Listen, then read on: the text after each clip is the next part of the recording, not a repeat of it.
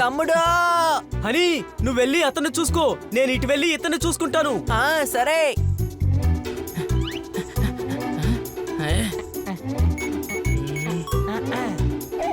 Phone ఇవ్వు.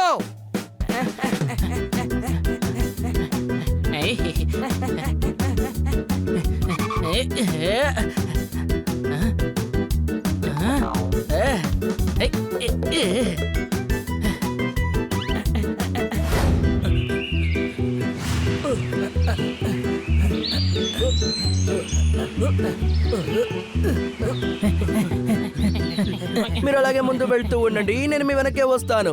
ఇంతకంటే వేగంగా పరిగెడితే నేను ఈ ప్రపంచం వదిలిపోవాల్సిందే. చప్పట్లు కొట్టండి. కన్నా సార్, ఒళ్ళు తగ్గించాలంటే ఇలా పరిగెత్తాల్సిందే.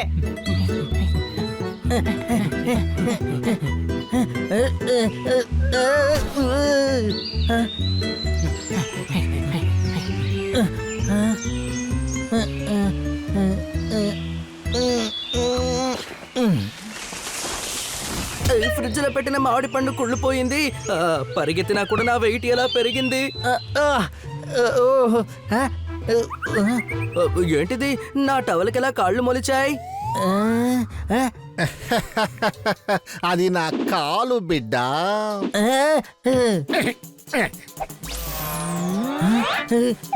నా కాళ్ళని పట్టుకొని దండం పెట్టావు కాబట్టి నీకు అన్ని మంచివే జరుగుతాయి బిడ్డ. మనిషినైనా నేను కోతినవ్వాలనుకోవట్లేదు. నేను చిన్నపిల్లాన్ని కాను, నా పేరు కన్నా. నువ్వు బిడ్డవో కన్నావో, నీ విధి ప్రకారం నువ్వు డబ్బు గలవాడుగా అవబోతున్నావు. నోరు తెరు, ప్రసాదాన్ని తిను.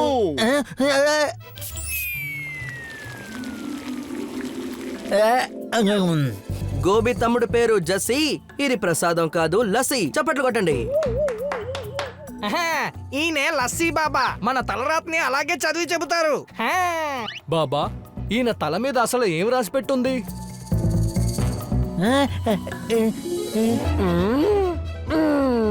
ఈయనకి ముందు డబ్బు దొరుకుద్ది, ఆ తర్వాత పెద్ద ఎత్తున ఆస్తి దొరుకుద్ది. కానీ ప్రమాదం జరగడానికి అవకాశం ఉంది. ఉల్లిపాయలు నరికితే మనం ఏడవాలి. నాకు దేని గురించి దిగులు లేదు, డబ్బులు కావాలి. చప్పట్లు కొట్టండి.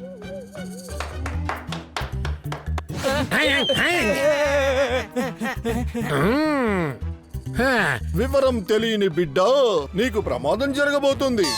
మతం మాత్రమే కాదు, సమస్యలు కూడా రాబోతున్నాయి. నీకు ఖచ్చితంగా దెబ్బలు తగులుతాయి. హెచ్చరికగా ఉండు. ఇలాంటి విషయాలు నేను అసలు నమ్మను గురు. ఒకవేళ నేను చెప్పింది జరిగిపోతే నా ఆశ్రమానికి రావచ్చు.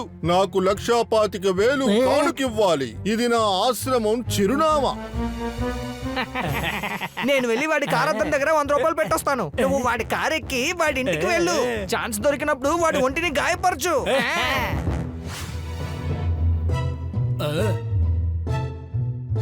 అరే, 100 రూపాయలు. డబ్బు తక్కువైనా కూడా ఏదో ఒకటి దొరికింది. బాబా చెప్పినట్టే జరిగింది.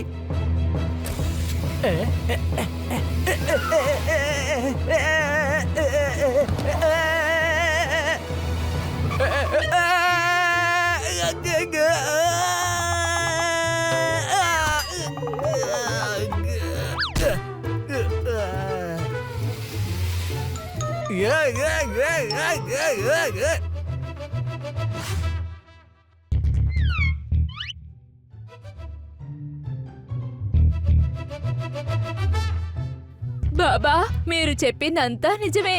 నాకు చెప్పిన భవిష్యత్తు నిజమైంది. నా గుడ్డు నుండి ఎలికి బయటకొచ్చింది. బాబా, నేను చాలా ఆకలి మీద ఉండేవాణ్ణి, కానీ మీ దయ వల్ల వెళ్లే దారిలో నాకు తినడానికి గడ్డి దొరికింది.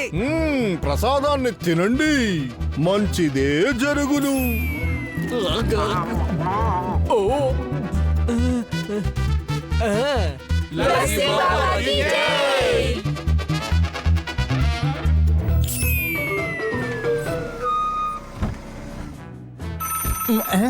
హలో హలో, ఎవరయ్యా? మున్నానా? మా ఇంట్లో ఉన్న వాళ్ళకే నేను మున్నా, కానీ నా అసలు పేరేంటంటే కన్నా. చప్పట్లు కొట్టండి. భలే భలే, మంచి కవిత. ఇంకోటి చెప్పు. చెట్టుకున్న పళ్ళని మీరు లెక్క పెట్టండి. మీరు అవి లెక్క పెట్టేలోగా నేను కవితలు చెప్తానండి. చప్పట్లు కొట్టండి. ఆహా, చాలు కన్నా చాలు. నీ కవితకి నేను ఫ్యాన్ అయిపోయాను. ఫ్యాన్. నేను సన్యాసి అవ్వడానికి ముందు కవితలు వినడానికి ఆశపడ్డా. నా 200 బిలియన్ల ఆస్తిని నీ పేరు మీదకి రాయబోతున్నాను. 200 బిలియన్ పౌండా? ఇండియన్ రూపీస్ లో ఎంత వస్తుంది? నేను సన్యాసం తీసుకున్నాను బిడ్డ, అందువల్ల డబ్బు గురించి నాకెటువంటి గొడవ లేదు.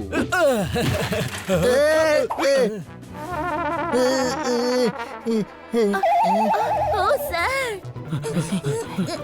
ఏమైంది కిట్టి? ట్రాఫిక్ చాలా ఎక్కువగా ఉంది కాబట్టి ఇబ్బందిగా ఉంది. ఆ లస్సీ బాబా చెప్పినట్టే అన్ని జరుగుతోంది. ఓహోహో. అవునవునవును, నాకు డబ్బు వస్తుంది అన్నారు, అలాగే జరిగింది. 100 రూపాయలు దొరికింది. అలాగే నాకు ఆస్తి దొరుకుతుంది అన్నారు, 200 బిలియన్ విలువైన ఆస్తి దొరికింది. ఆ తర్వాత లస్సీ బాబా ఏమన్నారంటే నాకు యాక్సిడెంట్ అవుతుంది, టెర్రస్ లో ఉన్న ఫ్లవర్ పాట్ నా తల మీద పడింది. ఓహోహోయ్. కానీ మీ ఇంటి మీద టెర్రస్ లేదు కదా సార్? అవును, అదే నా లక్కు. అక్కడ ఫ్లవర్ పాట్ లేకపోయినా అది నా తల మీద పడింది. లస్సీ బాబాకే జై కొట్టాలి. ఓహో, నేను ఆయనకి 1.25 లక్ష రూపాయలు ఇవ్వాలి. ఓహో ఓహో ఓహో. ఇదేమి విధి కాదు, ప్లాను. ఏ నెంబర్ నుండి అయితే మీకు బహుమతి వచ్చిందని ఫోన్ చేశారో ఆ నెంబర్ కి ఫోన్ చేయండి.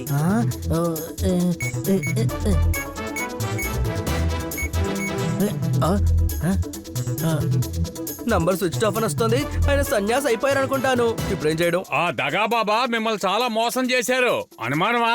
అయితే నేను బిల్లియన్ ఇవ్వాలన్న నా కళ నెరవేరదా? నాకేమీ దొరకలేదు, తలకి దెబ్బ తగిలిందంటే. చప్పట్లు కొట్టండి.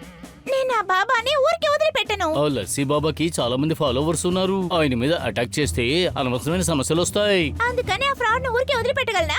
లేదు, పదని మన ఆశ్రమానికి వెళ్ళిపోదాము. వద్దు, అతను అందరినీ జోకర్స్ పార్క్ లోనే మాయ చేస్తున్నాడు. అక్కడికెళ్ళి మనం అతన్ని పట్టుకుందాం. అందరి ముందు అతని నిజ స్వరూపం బయట పెడదాం.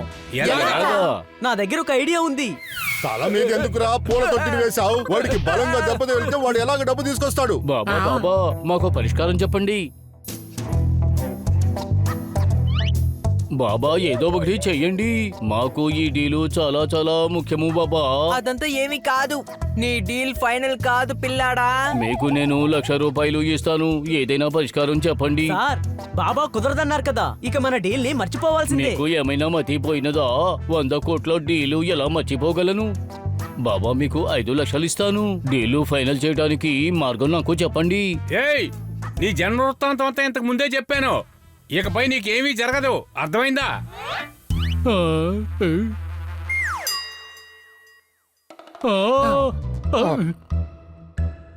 ప్లాట్ఫారం మీద చిలకను పెట్టుకొని జోస్యం చూసే వాడి వల్ల నీ భవిష్యత్ ఎలా చెప్పగలడు?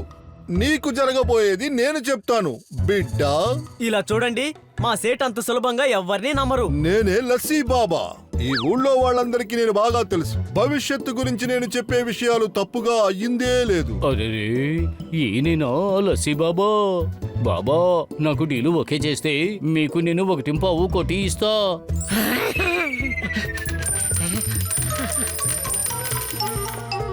కానీ అతను చెప్పేవన్నీ జరుగుతాయని మా ముందు అతను నిరూపించి చూపించాలి.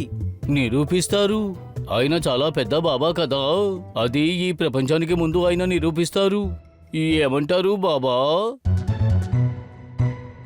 పిల్లలారా, పెద్దలారా, ఈ రోజు ఈ బాబా మనందరి ముందు అద్భుతాన్ని చేయబోతున్నారు.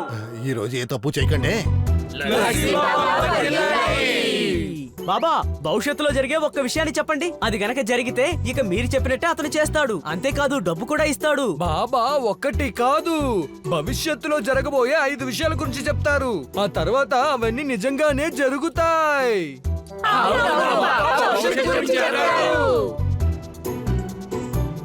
చెప్పండి బాబా, చెప్పండి. 5 నిమిషాల్లో నీ డీల్ ఓకే అయ్యిందని ఫోన్ వస్తుంది. ఆ తర్వాత నీకు ఏదో ఒక వాహనం వల్ల విపత్తు జరగొచ్చు. నీ దగ్గర ఉన్న ఖరీదైన వస్తువు నీ దగ్గర నుంచి పోతుంది.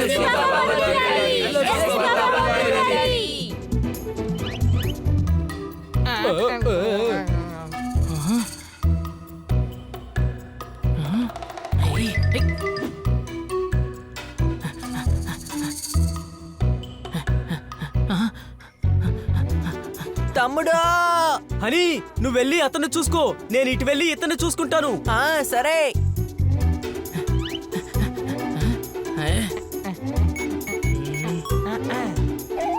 ఫోన్ ఇవ్వు.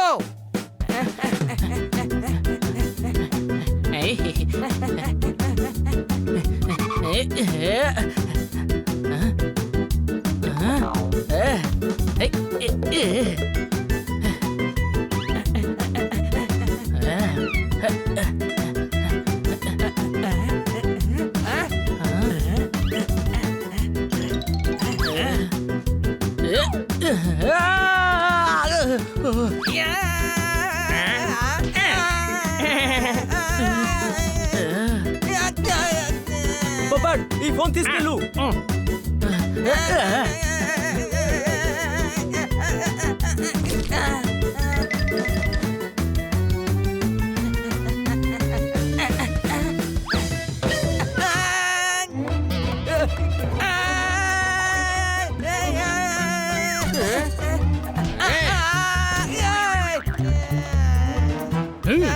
అరే వీడేమో లస్సీ బాబా శిష్యుడు, అర్థమైందా?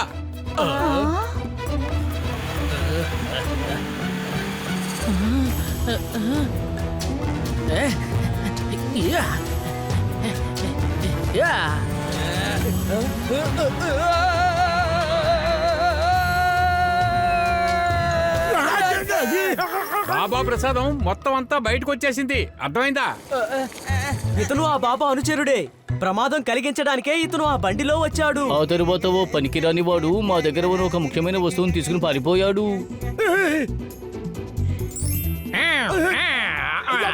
ఇదేనా మీకు బాబా గారు లస్సీ ఇచ్చే రహస్యం? ఇతను ఒక ఫ్రాడు. నన్ను చూసి ఫరాడ్ అంటున్నావా?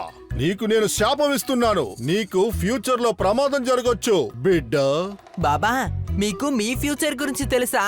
ఆ, చాలా బాగుంది. నేనిప్పుడు నీ భవిష్యత్ చెప్తాను. ఇప్పుడు అర్థమైందా?